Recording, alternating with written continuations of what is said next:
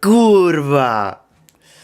Now this, I have to say, is a much more interesting fight than Rafael Fiziev. I like Rafael Fiziev. I just wasn't really interested in seeing Rafael Fiziev piece up Oliveira and get another free win under his belt. Okay, wasn't interested in that. This one though, this fight, people are saying, oh, R.I.P. Oliveira, and I get it. You know, Oliveira just came back from that knockout, but Gamrot doesn't have knockout power. He's a grappler. This is a much better fight, and I give Oliveira a higher chance than I do against Fiziev. I do. Now, about Gamrot, he's number 8 in the rankings. If he beats Oliveira, he'll be in the top 5. And I can't believe I've never even thought of this matchup, but Gamrot versus Ilia Topuria. Who would win that fight? Who would win that fight? Because, like, okay, Dan Hooker shows that Gamrot can get knocked out. Gamrot's the guy that beat Tsarukyan. He is a pure grappler. He is a bigger man than Topuria. I don't know, man. That's interesting, and it's a matchup that I've never really thought about until now. Because he can beat Oliveira. That's a winnable fight for him. He'll be in the top 5, and they're not going to give him a title shot off of Oliveira. They're not. They're going to have to give him somebody else. Maybe a Tsarukyan rematch. I don't know what the fuck's wrong with Tsarukyan. But Gamrot, he'll be close if he wins this fight. He'll be very close. Like, backup fighter. He'll be a backup fighter. For Tsarukyan, you know, the last time Tsarukyan fought was Oliveira.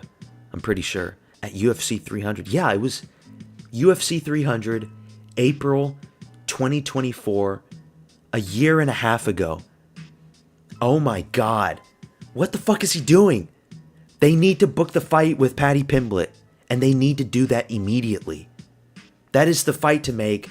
Pimblett versus Tsarukyan, and just do Gaethje against Topuria. Send Gaethje out of there. Like, I've already made a video about this. That's controversial. People don't think that Gaethje deserves a title shot, and I can see that he doesn't deserve it. But let it be his retirement fight. Get him out of there. Gaethje's a big name in the US. The fight will sell. It will. Like, who sells more in the US, in America? Tsarukyan or Gaethje? Come on. Like, come on now. People know who Gaethje is. Especially all of his knockouts. The one against DP. Getting knocked out by Max Holloway. And I know Max Holloway is ranked 3 right now. But no, they're not going to do Max Holloway anytime soon. As for Topuria, please don't do Topuria versus Makhachev at welterweight. I am not interested in that fight at welterweight. Topuria will be too small up against a giant, bloated up, 195-pound Islam Makhachev.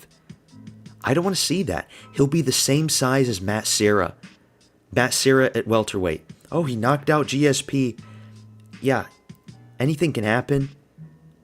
But the odds are against you, Topuria, if you move up to welterweight. Lightweight is good. Nobody was questioning whether you could be successful at lightweight. At least I wasn't. But welterweight, you're too small, bro. You're too small. Like, a lot of these guys beat you at light. Bilal Muhammad beats you at lightweight. Sean Brady. Sean Brady's a small welterweight. But even Sean Brady can pose some problems. Rachmanov. How would Topuria even reach Rachmanov's chin? He's 6'2". How would he even reach his chin? He's like 6'2", 6'3". Leonette, like, no, dude. Nobody's interested in that. But let's go back to Mateusz Gamrot, okay? I am going to probably pick Gamrot for this one. I saw the video where he was super excited. And I just saw MMA Guru uploaded a video like a few hours ago trashing Oliveira. Yeah, bro, like, calm it down, okay? Calm it down. You got to make your videos towards the end of the day because you never know with these things. I am picking Gamrot to win. He is a good fighter. I'm not going to... look at that Dan Hooker fight and say, like, oh, Dan Hooker's a marauder. He is. And he was doing good against Dan Hooker until he got caught. He beat a lot of guys. So, yeah, I think he's a good fighter. Let's look at his record, okay? Now, the Rafael Fiziev fight, remember, that's the one where Fiziev kicked Gamrot in, like, the elbow, and he, like, broke his foot. I can't remember. It's been a while since that fight, but he injured himself. And I remember Gamrot was celebrating, and that was, like, a very dickish kind of move. So, we're not going to really count that win. Jalen Turner, Dos Anjos, Ludovic Klein. I don't consider Ludovic Klein to be top tier.